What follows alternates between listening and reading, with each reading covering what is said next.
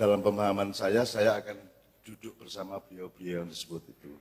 Ternyata saya jadi gimana baiknya? Jebul aku dihapusi ya semua. Oke, bismillah gini Bapak-Bapak sekalian. Saya langsung respon dari apa yang sudah saya alami di barusan ini. Pertama, ada 3 macam kemungkinan untuk ketika ketemu itu. Pertama seperti yang Anda lakukan tadi. Assalamualaikum, salam sejahtera untuk kita semua. Namo Buddhaya, Om Swastiastu, Saktiturute, Shalom, dan seterusnya. Nah, saya pernah menawarkan ketika MTQ di Sumeneb, MTQ RRI. Kemungkinan kedua adalah, biarlah setiap pemeluk agama menggunakan bahasanya masing-masing. Kita sebagai orang Indonesia menyepakati bahwa maksudnya sama. Om Swastiastu karo Assalamualaikum itu sama. Dengan salam sejahtera juga sama.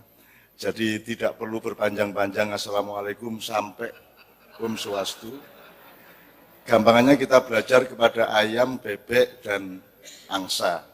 Jadi bebek nggak perlu menirukan kambing, gitu ya. Kambingnya ya sudah mbek-mbek aja. Kalau ketemu pakai bahasa masing-masing. Jadi kalau Pak Muhajir ya Assalamualaikum warahmatullahi wabarakatuh. Begitu sampean Nasrani sampean tinggal menjawab Shalom. Nah, atau kalau yang pidato Nasrani Shalom sampean menjawab Waalaikumsalam. Kira-kira gitu, itu alternatif kedua. Karena saya bukan pemerintah, saya tidak akan memaksakan. Bisa karepmu. Gitu ya. Itu lebih efisien dan lebih ajur-ajar, lebih membiasakan diri untuk merelakan seseorang menjadi seseorang. Ayam rela, bebek adalah bebek. Bebeknya rela, kambing adalah kambing. Jadi supaya kambing untuk membuktikan dia itu sayang sama bebek, kambingnya tidak perlu bilang wek-wek gitu loh. Nah gitu kira-kira gitu. Itu alternatif kedua. Dipakai atau tidak monggo.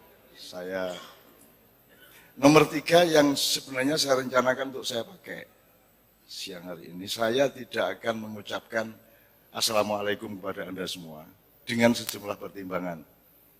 Yang pertama, kalau pakai hukum Islam itu hukumnya sunnah, jadi tidak apa-apa. Nomor 2, saya menghindarkan kita semua dari dosa. Soalnya kalau saya sudah bilang Assalamualaikum, berarti saya janji sama Anda untuk tidak boleh memberikan apapun kepada Anda kecuali keselamatan. Keselamatan kata, keselamatan perbuatan, keselamatan komunikasi, apapun saja dalam segala urusan saya harus memenuhi Assalamualaikum. Nah, kalau sudah saya Assalamualaikum, semuanya mendengar jadi wajib. Menurut Islam wajib membalas janji itu Waalaikumsalam. Nah, ini kan meneng-meneng janji, kok nggak bisa memenuhi kan dosanya double, Pak. Jadi mending nggak usah salam aja, kita nggak terikat janji apa-apa. Itu yang saya pilih hari ini. Daripada meneng-meneng janji, mending nggak usah janji, tapi kita lakukan perbuatan baik dan toleransi satu sama lain. Apalagi Assalamualaikum itu kalau lengkap, itu berarti tidak terbatas individu. Sebab salam alaikum itu kan from us, dari saya ke Anda, dari Anda ke saya. Tapi kalau sudah warahmatullahi wabarakatuh, itu dari Tuhan, ada transformasi, rahmat dijadikan barokah. Jadi jangan sampai rahmat Tuhan ini tidak menjadi barokah. Nah, antara rahmat barokah ini kalau pakai ilmu sosial ada potensi, ada aktualisasi. Ada input, ada output. Kan gitu. Nah, antara potensi dan aktualisasi, antara input dan output, antara hulu dan hilir, antara rahmat dan barokah ini kan ada sistem, ada ilmu, ada kurikulum, ada policy, ada negara, ada kabinet. Jadi urusannya kan panjang, Pak. Mending nggak usah janji aja. Gitu. Jadi kita nggak usah cari-cari perkara untuk bikin dosa yang gitu loh kalau saya. Terus nggak usah ketok-ketok, nggak usah dilihat-lihatkan lah niat baik itu pokoknya dilakukan aja. Ini kan kita sekarang kan terlalu ingin memperlihatkan untuk supaya kelihatan orang Islam kita takbir, Allah Akbar. Itu kan tadi kakian taek lah hari-hari. Kakiannya nyun sewu, waduh keluar Jombang saya gara-gara menterinya orang Jawa Timur, jadi saya mulut saya kurang terjaga.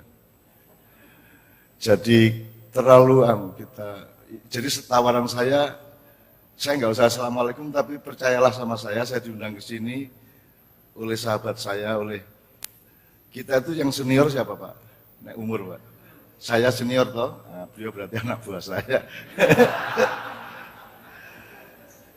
Karena kakak saya juga di Malang dan saya sudah di UNM sejak lama, sejak dulu gitu kan, sejak Pak Malik Fajar dulu dan seterusnya.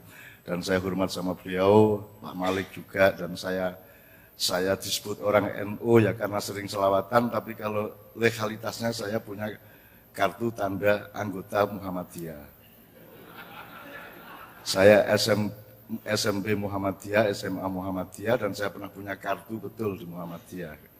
Cuman kedua-duanya kurang mengakui saya, gitu. Ya tidak ada masalah. Itu yang pertama seperti itu. Jadi terserah Anda, tapi pokoknya intinya saya ke sini, semua yang saya lakukan dengan Kiai Kanjeng itu harus merupakan transformasi dari rahmat menjadi barokah. Rahmat itu apa? Rahmat itu bukti kasih sayang Tuhan yang dikasih ke siapa saja tanpa batas, tanpa kriteria, tanpa parameter, itu namanya rahmat. Jadi apa saja, siapa saja dikasih, maling dikasih, orang jahat dikasih, semua dikasih. Ya. Kalau barokah itu ketika sudah ada tata kelola, sudah ada kurikulum, sudah ada policy, gitu.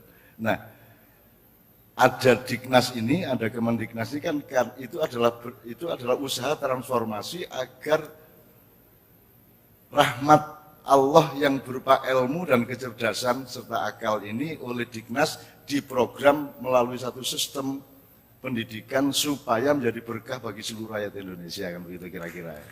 Gitu. Itu pertama, saya tidak memaksakan apa-apa, saya cuma membeberkan seperti itu. Nomor dua, saya senang sekali meskipun saya sendiri kaget karena nggak hafal 3 stanza tadi, karena saya mohon izin Pak Muhajir, saya sama Kiai Kanjeng ingin merasa ikut berjasa sedikit gitu ya. Karena saya membawa 3 stanza ini di mana-mana sejak sekitar 15 tahun yang lalu. Saya menyarankan, pertama saya ingat di kantor Gubernur Palu, saya menyarankan mbok dibikin undang-undang yang menganjurkan agar Indonesia Raya ini kalau tidak 3 stanza ya ganti-ganti, stanza 2 ya boleh, 3 ya boleh, supaya menjadi satu dengan pemahaman rakyat. Terus Kiai Kanjeng kemana-mana selalu membawakan 3 stanza itu Pak. Betul. Kok di sini kok ada 3 stanza, jadi saya kan wah sip ya, top ini, berarti kita masuk surga bersama-sama. Karena ada gradasi nilai, satu Indonesia tanah airku itu berarti kita diresmikan untuk diamanai yang namanya tanah air. Jadi kalau yang meresmikan adalah pemilik saham, yaitu Allah Subhanahu Wa Taala. Maka akan dia pemilik saham, dia yang boleh menentukan apa saja, Indonesia mau diapain, Tuhan sebenarnya yang menentukan, cuman kita kan kadang-kadang agak kurang akrab sama dia kan gitu. Ya enggak apa-apa. Setelah itu Indonesia tanah yang mulia. Nah, jadi kalau kita pakai ilmu pendidikan kan benar, baik, gitu ya, bijaksana, mulia sampai ke suci. Nah, yang stanza ketiga kan Indonesia tanah yang suci, kan gitu. Jadi ini dulu ada maksudnya W.R. Supratman. Satu-satunya kelemahannya, meskipun bisa kita maafkan dari Indonesia Raya adalah kata di sana itu Pak.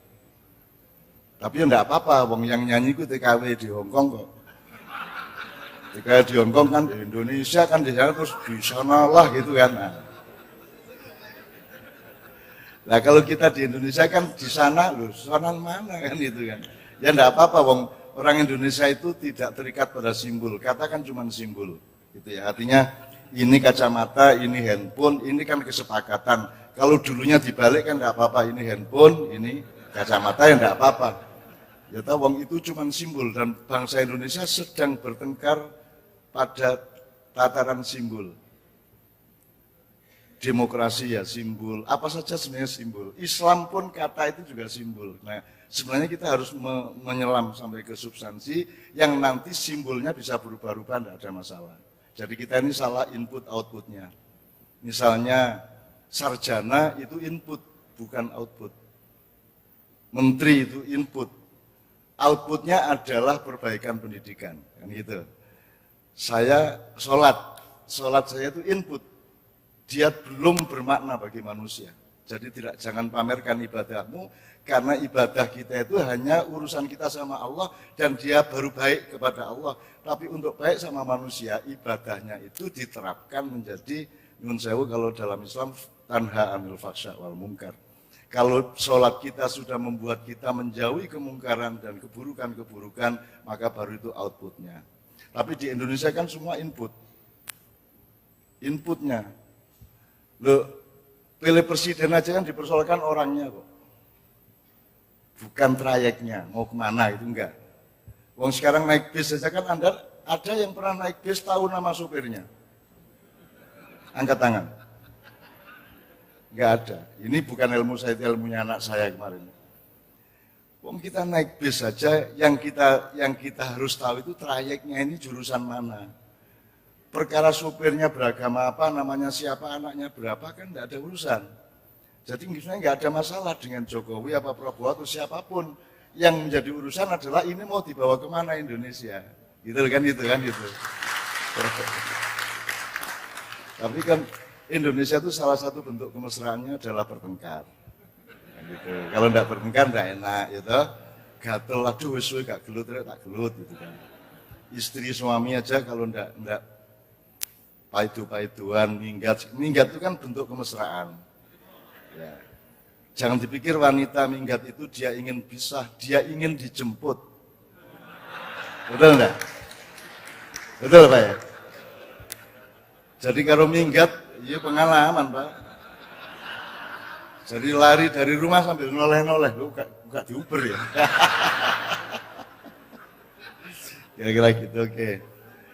Oke, jadi input output tadi sudah Pak ya. Jadi